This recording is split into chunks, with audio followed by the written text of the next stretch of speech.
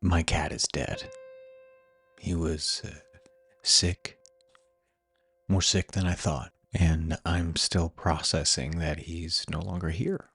I won't feel his fur again or his scratchy kisses on my forehead, either out of love or an attempt to clean me. I won't discover new little freckles on his nose or tap his butt to help him scratch places he couldn't reach. I won't feel his little teeth bite my arm like he was eating corn on the cob. His little jaunt as he runs up to hug me on my leg. It is all in my memory now. I don't even know how to say this other than he's gone. These waves of grief coupled with spikes of joy of the memories of my little orange boy. His death, though, has sparked something in me, and so I wanted to do something a little different today. What can I learn from his death about this current moment? So, this is for Elliot, my buddy boy.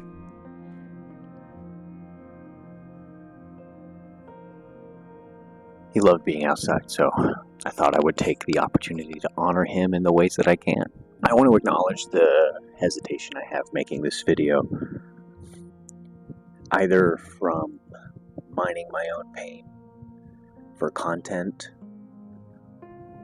and the reality that the grief I'm feeling pales in comparison to the collective grief of the Palestinian people and immigrants and the Latinx communities here in the United States that are being unfairly targeted by the Trump administration and ICE, and now with the impending war between Israel and Iran. It's easy to give into that hesitation and just think, well, I better not.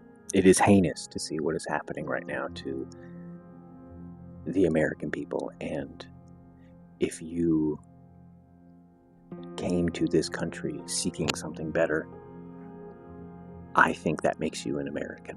That was and is still the American dream, right? Part of the American promise was you could come here and make something of your life. And so I think anyone who chooses to come here is an American. And so what is happening right now in this country, nothing will ever excuse it. Full stop. No amount of capital is worth the separation of families and the death of people, because separating people and separating families and sending people back to either countries they were trying to escape from will ultimately cause death. And that's inexcusable, full stop. Elliot was a vocal little pain in my ass who would gladly piss on anything to get his way. He would scream and wail for food or outside time or attention, and I loved him. And I think he loved me. I would pick him up and hold him like a baby in my arms, and he would just accept it, either as a means to an end or out of genuine love. Who can really say? He died on 6/9. Nice. So I've had a few weeks to sit with these feelings and begin to process what he meant to me and what his death means to me in my life. One of the last moments we had together, it was in the vet's office, and he sat on my lap and made biscuits. He was an affectionate cat, but he wasn't really a lap cat, and so that is something I will cherish for a long time. The space without him now feels hollow, and I am hurting. But he was a cat, like a cat. This innocent little ball of fluff, and and I'm feeling this amount of sorrow. For me, this supercharges my empathy.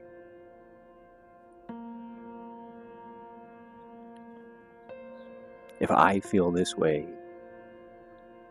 for a little cat, like how does it feel when a mother loses her child in an airstrike?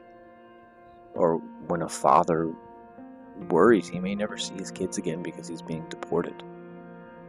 Beyond the understanding of that pain and this faux sense of I know what you're going through because I lost my cat, but like the actual feelings and sensations in that moment, the sinking in my gut, my shaking hands, the visceral duality of disassociating from the moment and the hyper presence of that moment being seared into my brain, being both inside of the moment and so far outside of it.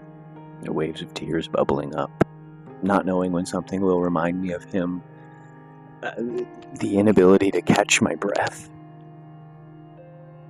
This isn't a comparison, it is a smack in the face of perspective. I know that what I am feeling right now is a drop in the ocean compared to what others are actively experiencing right now. And when I write this video, when I'm filming this video, and when you're watching this video, it hasn't stopped, and it may never stop. Yes, suffering is part of the human condition, but when we are the cause of our fellow humans suffering, the power to change is in our hands. And I'm saying we because I am culpable in my ignorance, in my silence, in my internalized acceptance of white supremacy and patriarchy.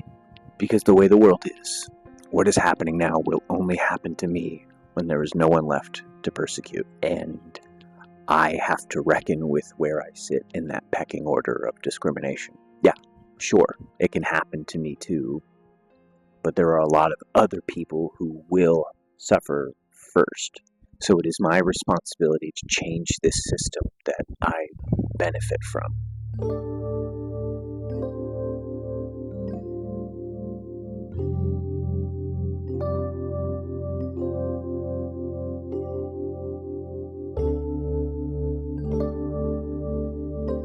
So, from my observation, Elliot was fine. By the end, he was still eating and drinking and active enough, maybe a little low energy, which ultimately caused me to take him in. Once he was there, it was mere hours later, and he was gone. A mass in his stomach and fluids surrounding his lungs, so much that he could only breathe through his mouth. What felt like minutes was hours, and it was only a few hours. In one day, the checkup and slight worry to saying goodbye. Watching him take his final breaths, like slipping off a sheer cliffside, an uncontrollable drop off the edge. It all changed in a flash. A harsh reminder that the only constant is no constant. Everything changes. Everything can change, and quickly too. And how quickly it can feel like the world around me forgets my grief. This thing that feels so big in my life can feel so small in the grand scheme of things. It's not lost on me that I'm talking about a cat, but he was innocent, and that is an innocence shared by Palestinian people, immigrants, children.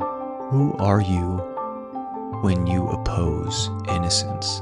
What values do you uphold when your primary target is innocence? And what happens when hundreds of thousands of people feel an even more intense grief all at once? Where does all of that energy go? I know when I avoid those feelings, they linger. How can I imbue grief into everything else in my life as a path to healing? I know my answer, but I don't know if it's the answer, and I don't know if there is one answer. But this is the cocktail of the moment, right? We are seeing what happens when something festers, when leaders would rather avoid issues than work to heal them. So they hastily make decisions that will ultimately kill people. Quick, easy, and careless, disguised as efficient. And in fact, making decisions that will only benefit themselves, completely disregarding everyone else, just so they can make a buck. And I'm no stranger to this. I had the chance to pay for Elliot to have a surgery to remove the mass in his stomach, but it was more money than I have. So I opted to put him down. I made that choice to end his life, to save some money. Money. Even if it was the right choice, because the surgery wasn't a guarantee of survival or quality of life, I will live with the guilt of, did I not do enough? Could I have saved him? And to perceive the leaders of the world making these same choices on a massive scale with no observable feelings of remorse fills me with dread. Dread that this is a Sisyphean task, pushing a boulder up a hill for it ultimately to come crashing back down.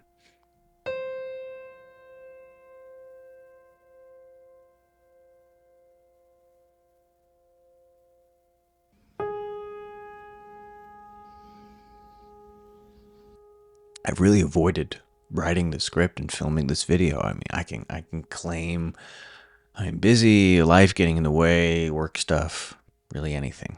But I know that the truth is it's a combination of general procrastination and grieving him and missing him and not really wanting to accept that he's gone. And in the same breath, I know that he isn't gone because I still remember him. So I try to move forward. Because what else can I do? To be swallowed by my own emotions will only impede my healing process in the long run. Urge, yes. Feel, absolutely. Not trying to control when my feelings arise and just riding them like waves.